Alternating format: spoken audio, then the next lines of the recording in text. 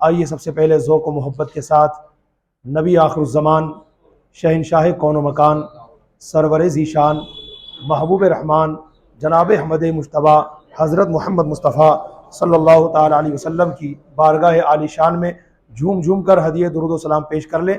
अस्सलातु वस्सलामु अलैका या रसूलल्लाह व अला आलिका व अस्हाबिका या हबीबल्लाह।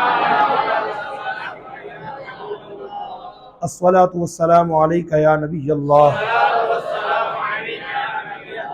व अला आलिका व अस्हाबिका या नूरल्लाह सल्लल्लाहु ताला अलैहि वसल्लम। नवैतु सुन्नतल इतिकाफ। आज के बयान में सबसे पहले एक वाक़या समाअत फरमाइए। एक बादशाह अपने मुशीरों वज़ीरों के साथ दरबार में बैठा हुआ था। उसके सामने लोग एक ऐसे काले रंग के आदमी को लेकर के आए जो एक आंख वाला था। लोगों ने शिकायत की, बादशाह सलामत, ये वो मनहूस आदमी है कि जो शख्स सुबह सवेरे इसकी शक्ल देख ले पूरा दिन खराब जाता है, कारोबार में नुकसान उठाना पड़ता है। हमारा मुतालबा यह है, हमारी डिमांड यह है कि इस शख्स को मुल्क से बाहर निकाल दिया जाए। बादशाह ने सोच विचार किया। थोड़ी देर सोचने के बाद कहा कि पहले ये बात मैं खुद आजमाऊंगा, उसके बाद फैसला करूंगा। कहा ठीक है बादशाह सलामत। जब दूसरे दिन आया, बादशाह सलामत सुबह सवेरे नींद से बेदार हुए, अपने बेडरूम से निकले और जैसे ही कमरे का दरवाज़ा खोल करके बाहर कदम रखने लगे तो यही एक आंख वाला आदमी खड़ा हुआ था। यानी सुबह सवेरे बादशाह ने इसकी शक्ल देखी और उसने बादशाह सलामत की शक्ल देखी। खैर, बादशाह सलामत फ्रेश होने लगे, दरबार में जाने का वक्त आने लगा तो तैयारी करने लगे। लिबास चेंज करने के बाद, कपड़े तब्दील करने के बाद जब बादशाह सलामत जूते पहनने लगे तो अचानक जूते में एक बिच्छू छुपा हुआ था। उसने बादशाह सलामत के पैर पर डंक मार दिया। डंक मारना था, बादशाह की चीख बुलंद हो गई। आली मवाली खुद्दाम वगैरह दौड़ते भाग आए और शोर मच गया कि बादशाह सलामत को बिच्छू ने काट लिया, बादशाह सलामत को बिच्छू ने काट लिया। बादशाह सलामत का चेहरा नीला पड़ चुका था। शाही तबीब को तलब किया गया, डॉक्टर को, जो बड़ा मशहूर था। उसने आकर के बादशाह का इलाज किया। जैसे तैसे बादशाह की जान तो बच गई, मगर उसे कई दिन तक बिस्तरे अलालत पर गुजारने पड़े, यानी बिस्तर पर वो रहे बीमार। जब बीमारी से वो सेहतयाब हो गए, दरबार में जाने का वक्त आया तो बादशाह सलामत दरबार में जाके अपने तख्त पर बैठे तो उसी एक आंख वाले आदमी को बादशाह सलामत के सामने पेश किया गया और आज उसे सजा सुनानी थी, क्योंकि शिकायत करने वालों को ये यकीन हो गया था कि अब तो खुद बादशाह सलामत इसका तजुर्बा कर चुके हैं कि कितना मनहूस आदमी है कि बादशाह सलामत ने इसकी शक्ल पहले देखी सुबह सवेरे तो बादशाह सलामत को ऐसे बिच्छू ने काटा कि जिसके असर से बादशाह तिलमिला गए और कई दिन तक इन्हें बिस्तरे अलालत पर गुजारने पड़े। तो आज इसको सजा सुनाई जाएगी। जब उसे बादशाह के सामने पेश किया गया तो रोने लगा, गिड़गिड़ाने लगा, आंसू बहाने लगा, हाथ जोड़ने लगा, पैर पकड़ने लगा। बादशाह सलामत, बराए मेहरबानी मुझ पर यह जुल्म मत कीजिए, मुझे मेरे वतन से मत निकालिए। बादशाह सलामत उससे सजा यही सुनाने वाले थे कि भाई हमने तुझे आजमा लिया है और देख, तेरी सुबह सवेरे पहली बार शक्ल देख करके जब हमें बिच्छू ने काटा तो हमें यकीन हो गया कि तू वाकई मनहूस है। तो ये सजा बादशाह सुनाने वाले थे। तो वजीरों में से एक खास वजीर जो बड़े अक्लमंद थे, वो आगे बढ़े बादशाह सलामत के दरबार में, हाथ बांध कर कहा, हुजूर गुस्ताखी माफ हो, अगर इजाजत हो तो एक बात कहना चाहता हूं, बस इजाजत चाहिए, तो गुस्ताखी माफ भी कर दीजिए।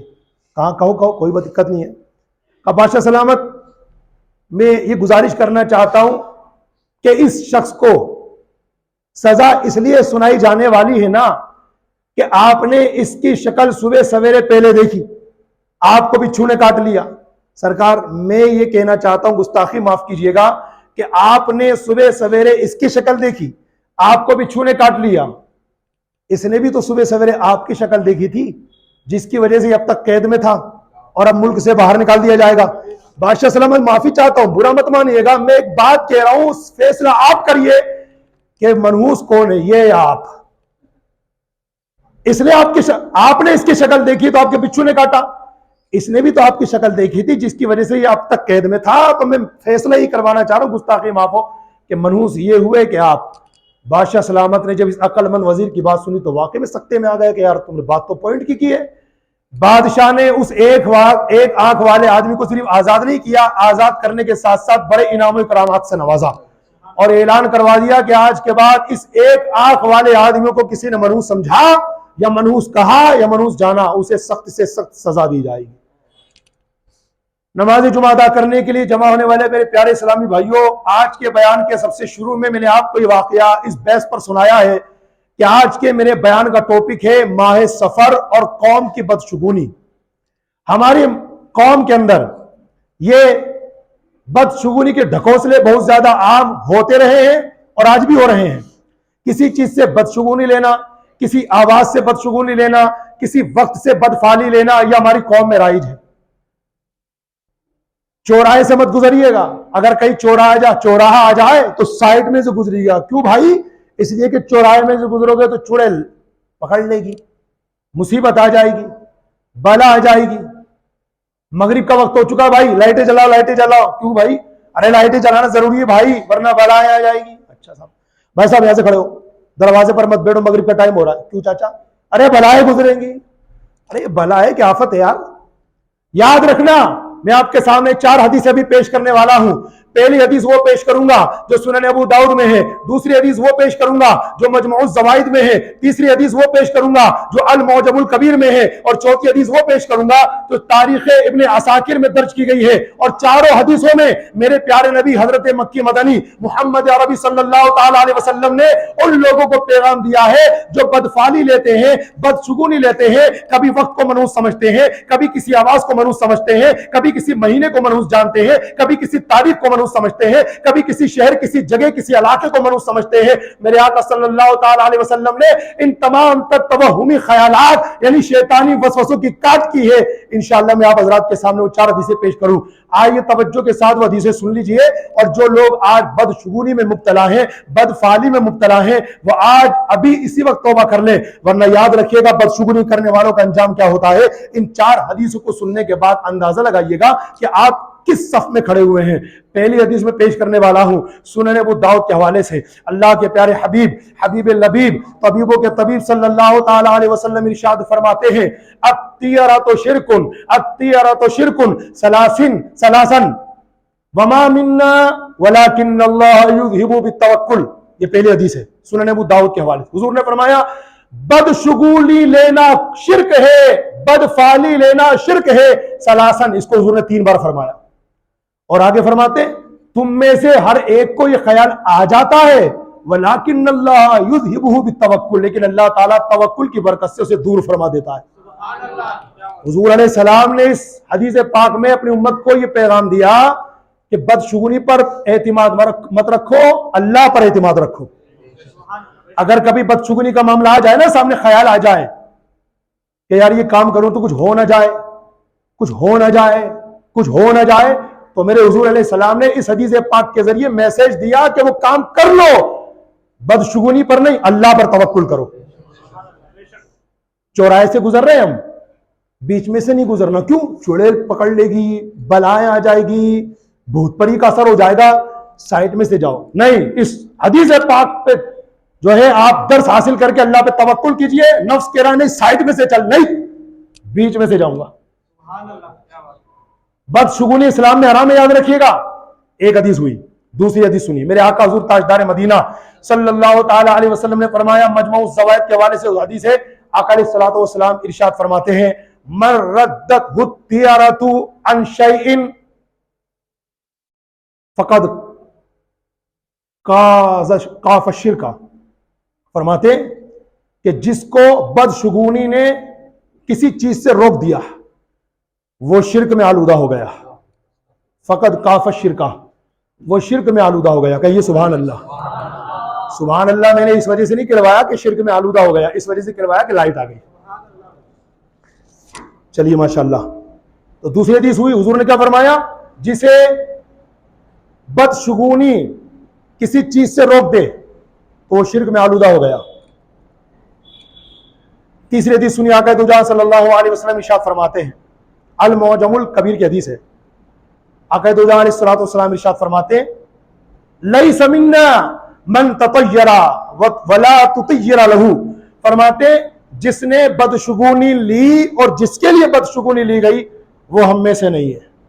चौथी हदीस सुनिए, तारीख इब्न असाकिर के हवाले से आका अलैहिस्सलाम फरमाते हैं, सलासुम मन कुन्न फीह लम यनल दरजातिल उला। फरमाते मेरे हुजूर तीन चीजें ऐसी हैं जिस बंदे के अंदर होंगी कभी बुलंद दर्जे पर नहीं पहुंच पाएगा, कभी अल्लाह की बारगाह से उसे बुलंद दर्जा नहीं मिलेगा, कभी इज्जत का ताज उसके सर पर नहीं रखा जाएगा, कभी अल्लाह की बारगाह में उसका स्टेटस बुलंद नहीं होगा। तीन चीजें जिसमें होंगी हुजूर अलैहिस्सलाम फरमाते हैं, नंबर एक आका फरमाते मन तकाहना, जो अपनी अटकल से गैब की खबर दे, अपनी अकल से फ्यूचर की खबर दे कि कल ये होगा परसों ये होगा, जो अपनी अटकल से कहे गैब की खबरें देने वाला। हुजूर फरमाते मन तकाहना, जो अपनी अटकल से गैब की खबर दे अल्लाह ताला उसे कभी बुलंद दर्जा अता नहीं करेगा। हुजूर अलैहिस्सलाम आगे फरमाते अविस्तक़समा, या जो तीर के फाल के तीरों से अपनी किस्मत मालूम करे, फाल के तीरों से अपनी किस्मत मालूम करे। और तीसरी हुजूर अलैहिस्सलाम फरमाते मन रद्दहु अन सफरिही तियारतुन, बदशुगुनी की वजह से जो सफर से रुक जाए। ये तीन किस्म के लोग ऐसे हैं कि जिंदगी बसर हो जाएगी, खत्म हो जाएगी, मगर अल्लाह इन्हें कभी बुलंद दर्जा अता नहीं करेगा।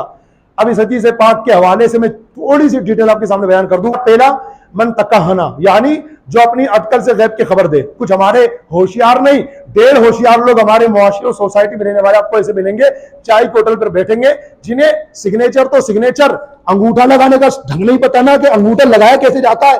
कभी ई मित्र की दुकान पे जाते तो उसको 10 बार समझाते, चाचा ऐसे नहीं ऐसे लगाओ, तब तो उनका अंगूठा सही लगता है। जिसे अंगूठा लगाने का ढंग नहीं याद है वो चाय के होटल पर बैठ करके 10 आदमियों के सामने डींगे मारता है। देखो साहब देख लेना, कल शाम होते होते बहुत तेज आंधी चलेगी। अच्छा, लोहे महफूज देख रहा है क्या? कल शाम होते होते तूफान आ जाएगा। कहीं ऐसा ना हो कि वो तूफान तो आए ना आए, तेरी जिंदगी में तूफान आ जाए हैं?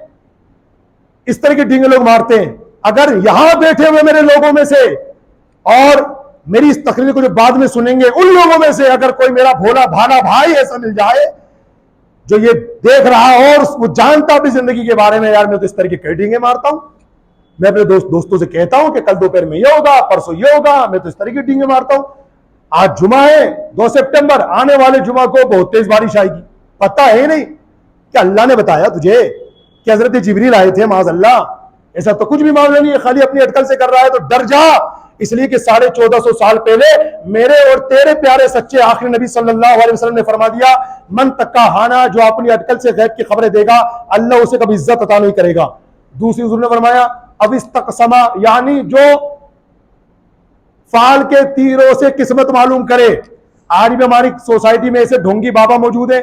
आप चले जाइए, घर में क्या हो गया, रात को चोरी हो गई, यार मेरी तिजोरी का ताला खुला पड़ा था, चोरी हो गई, 10,000 रुपए की गड्डी यूं ही क्यों रखी थी, यूं ही क्यों गायब हो गई। तो भाई आपकी बीवी ने निकाले होंगे। नहीं नहीं, वो कैसे निकालेगी, आपके बड़े बेटे ने निकाले होंगे। नहीं नहीं, उसको तो चाबी का नहीं पता, चाबी तो मेरे पास ही रहती है। तो फिर भाई, अरे तो हम तो वहीं सो रहे थे, तिजोरी के पास ही गद्दा है, किन्ने निकाल लिया। चलो ढोंगी बाबा के पास। ढोंगी बाबा के पास पहुंच गए। अब वो ढोंगी बाबा वो आपकी जेब खाली करवाना जा, अभी तो किसी ने तिजोरी खाली की है, या आपकी जेब खाली करेगा। और जितना डाका तिजोरी पर पड़ा है ना, ये उससे वाला डाका आपकी डायरेक्ट तिजोरी पर नहीं बैंक अकाउंट पे डालेगा। क्या करते हैं ढोंगी बाबा? अच्छा अच्छा, क्या हुआ, चोरी हो गई, हाँ कोई भी नहीं था हमारे घर में। अब घर वालों में से कोई कर सकता है, बाहर से तो कोई आ नहीं सकता, मेन गेट पे तो कुंडी लगा के सोते हैं। अच्छा, अब ढोंगी बाबा का स्टाइल देखिए आप। चलो एक काम कीजिए, आप अपने घर के सारे मेंबर्स के नाम मुझे लिखवाइए। लिखवा दिया, अम्मी का नाम भी आ गया, आपने अम्मी को भी नहीं छोड़ा माज़अल्लाह, अब्बा का भी नाम आ गया। जिस बाप की उंगली पकड़ करके आपने जवानी की दहलीज पर कदम रखा, जिस बाप ने आपकी खातिर न सुबह को सुबह समझा, न दोपहर को दोपहर समझा, न शाम को शाम समझा, न रात को रात समझा, जिसने सर्दी गर्मी बरसात कुछ नहीं देखा, फकत आपकी तरबियत के लिए जिसने अपना खून पसीना एक कर दिया और कमाई करता रहा, उस बाप को भी आपने नहीं छोड़ा। ढोंगी बाबा के पास उस बाप का भी नाम लिखवा दिया। अगर ये बाप का भी नाम आ जाता डकैती करने में, इसको भी नहीं छोड़ूंगा माज़अल्लाह। अपने बाप पर एतमाद नहीं है, ढोंगी पीर पर एतमाद करके बैठे हो। लिखवा दिया नाम। और कितने सदस्य हैं घर में, सबका नाम लिखवा दिया। अच्छा, अब ढोंगी बाबा हाथ नहीं बताएगा, कल आना, कल पहुंचिए। खर्चा भी उसने बोला इतना खर्चा होगा, और आपने पहले ही कह दिया नहीं नहीं सरकार, आप तेरी पूरी तिजोरी की तो पहले खाली हो चुकी है, आप पूरा बैंक अकाउंट खाली कर लो, लेकिन मुझे बताओ चोर मेरे घर में कौन है। अब पहुंचिए दूसरे दिन, अब बाबा जी जो है ना मुंह लटकाए रहेंगे, जी वो गरीब नाटक करते हैं, अरे बड़ा दुख हुआ मुझे, ऐसा नहीं होना चाहिए। सरकार क्या हुआ? अरे ऐसा नहीं होना चाहिए। अरे तो हुआ क्या? अरे भाई आप ही के एक आदमी ने जो आपके घर में रहता है, आपका खास खून का रिश्ते वाला है, उसने चोरी की। अरे कौन? देखो थोड़ा सब्र करना, लड़ाई झगड़ा मत करना, उसका नाम बेटा एफ से शुरू होता है। किससे? इंग्लिश में एफ से शुरू होता है, उर्दू में फे से शुरू होता है, और हिंदी में भी फे से फर से शुरू होता है। अब गिनने लगा, फे से किसका नाम आया? अम्मी का भी नहीं, अब्बा का भी नहीं, भाभी का भी नहीं, मेरा भाई फारूक। ले साहब, फारूक ऐसी तेसी। अब एक घर गए, फारूक का गिरबान पकड़ेंगे, उन्हें मारेंगे, बोल बोल, और जनाब वाला पुलिस में उसके लिए जो एफआईआर दर्ज करवाएंगे, जेल में डलवाएंगे। किसकी वजह से? एक ढोंगी की वजह से। क्या इसके बाप को फ्यूचर का इल्म है? क्या इसके बाप को गैब का इल्म है कि किसने चोरी की है? अच्छा इसने आपसे ये सारे नाम क्यों लिए?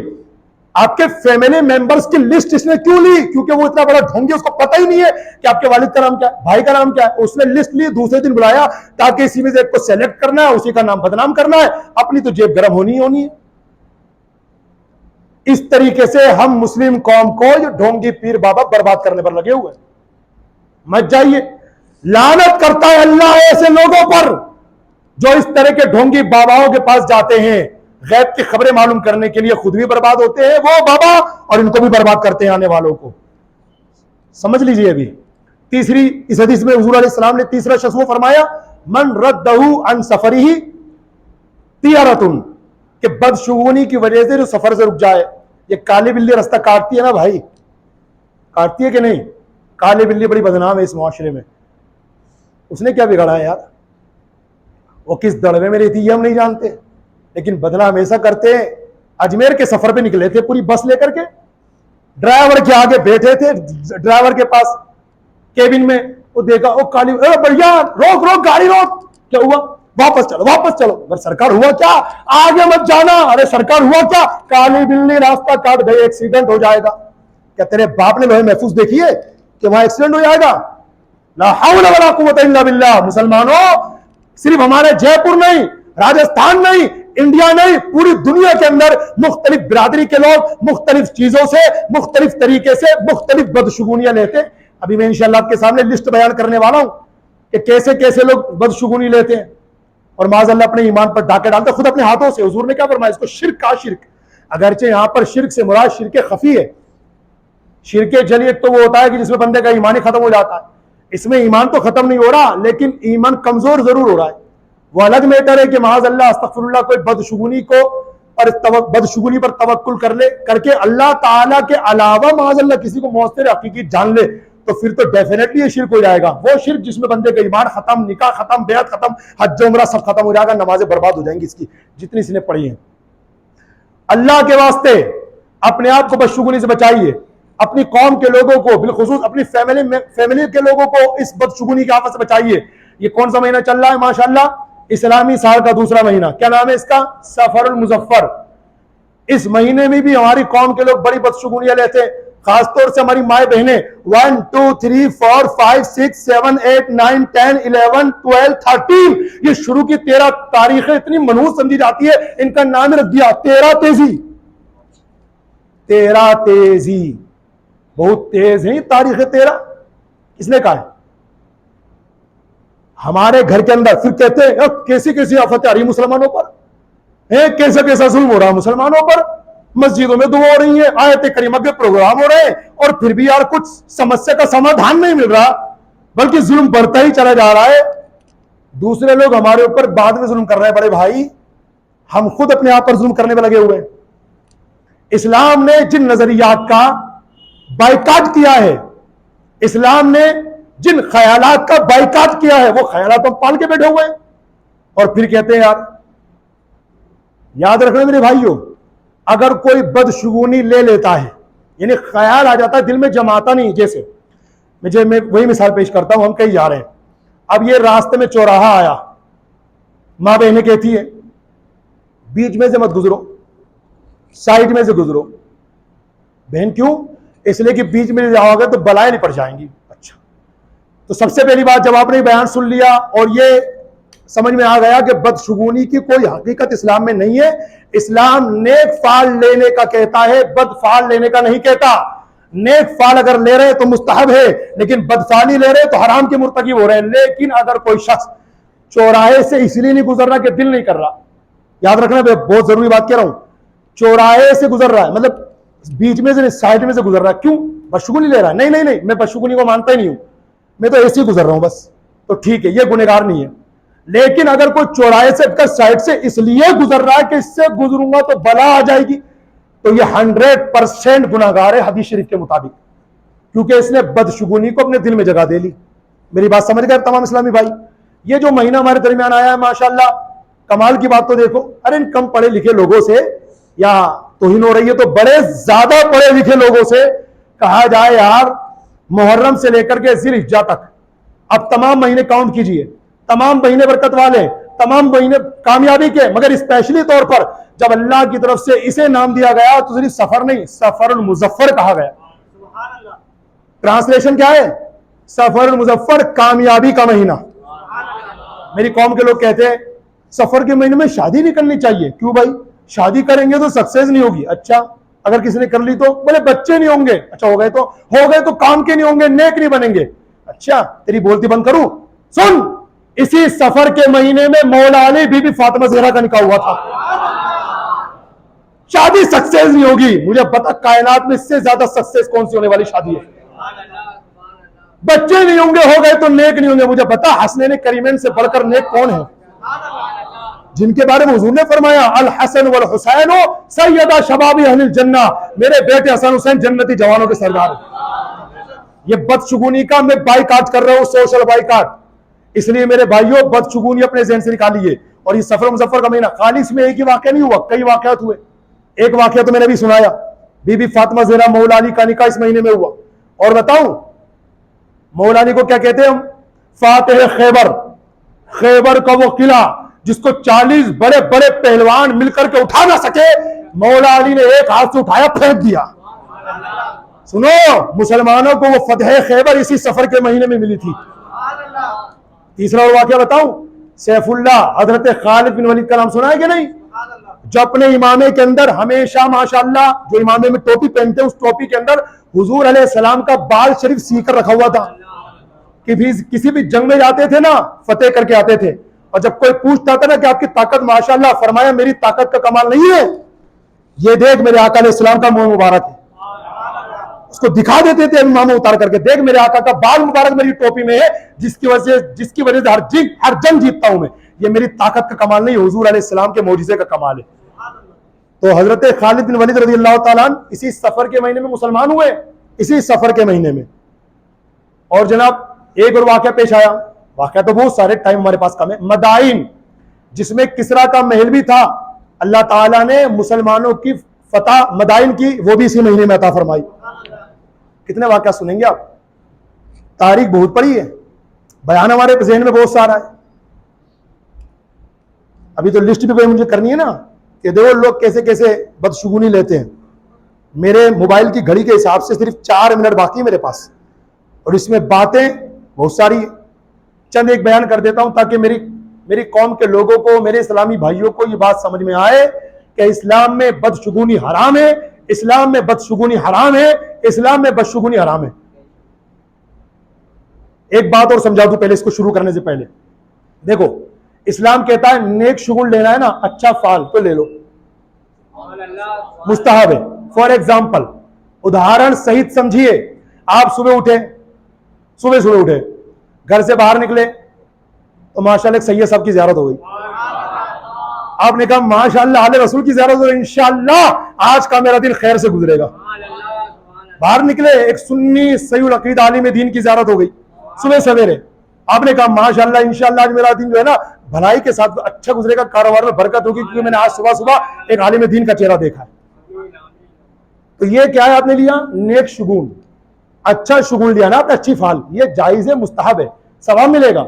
लेकिन बदशुगुनी ले ली, जिसे रात को मेले में कुत्ता चिल्ला रहा, रो रहा कुत्ता, 2 बिल्लियां लड़ रही है, किसी ने कहा भगाओ भगाओ इनको। अरे भैया कल तो मेले में किसी का इंतकाल होने वाला है। क्यों भाई? अरे कुत्ता रो रहा है। अच्छा, मतलब उसके घर वालों की टेंशन से ज्यादा इस बेचारे को टेंशन हो रही है कि मेरा मेरा चाचा का इंतकाल हो जाएगा। ये पागल बना हमारी कौम पर सवार है, ऐसा है कि नहीं बताओ? और खाली मैंने बताया ना, सिर्फ जयपुर की बात नहीं है, अलग अलग इलाकों में अलग अलग बिरादरी के लोग अलग अलग तरीकों से अलग अलग बदशगुनियां लेते। इस्लाम ने सारी बदशगुनियों का खात्मा किया, बाइकाट किया है। और जब सफर को, ये जो सफर का महीना चल रहा है ना भैया, माफी चाहूंगा नहीं हो पाएगी लिस्ट पूरी, टाइम पूरा हो रहा है। बस आखिरी बात सुनिए, जमाने जाहिलियत के लोग इस सफर मुजफ्फर के महीने को मनूस समझते थे। बलाएं उतरती हैं, आफतें आती हैं, तो जानते हुजूर ने क्या फरमाया? आका अलैहिस्सलाम सिर्फ एक शब्द कहा और सबका खात्मा कर दिया इन बुरे ख्यालात का। हुजूर ने फरमाया ला सफरा, सफर को मनूस समझना गलत है। शेख अब्दुल हक मुहद्दिस देहलवी रहमतुल्लाह ताला अलैह इस हदीस की शरह में लिखते हैं कि लोगों का सफर के महीने को मनूस समझना या ये समझना कि इसमें आफतें उतरती हैं, बलाएं आती है, फरमाते हैं इस्लाम की किसी किताब में ये नहीं लिखा हुआ, ये बदशगुनी है, इस्लाम में हराम है, इसकी कोई हकीकत ही नहीं है। तो मेरे भाइयों, इसलिए मैंने आज आपके इस आधे घंटे के बयान में यही समझाने की कोशिश की है, बदशगुनी हराम है।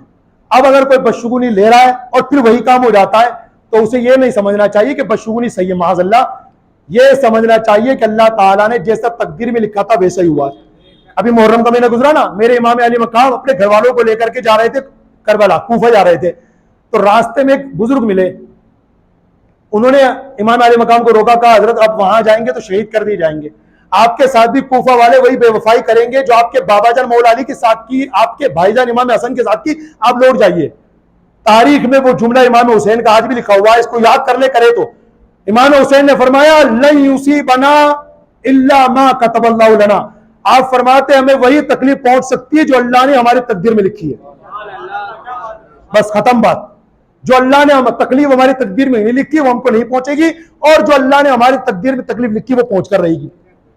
तो वो बादशाह को बिच्छू ने काट लिया, इसलिए नहीं कि उसने उस आदमी का चेहरा देखा था, इसलिए नहीं, इसलिए कि इसका बिच्छू का काटना तकदीर में लिखा हुआ था।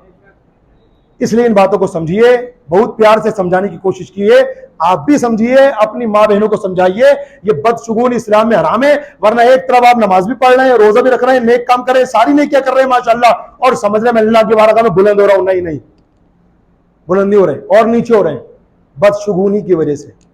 इसलिए अल्लाह ने किसी साल को, किसी महीने को, किसी हफ्ते को, किसी दिन को, किसी घंटे को, किसी मिनट को, किसी सेकंड को मनहूस नहीं बनाया।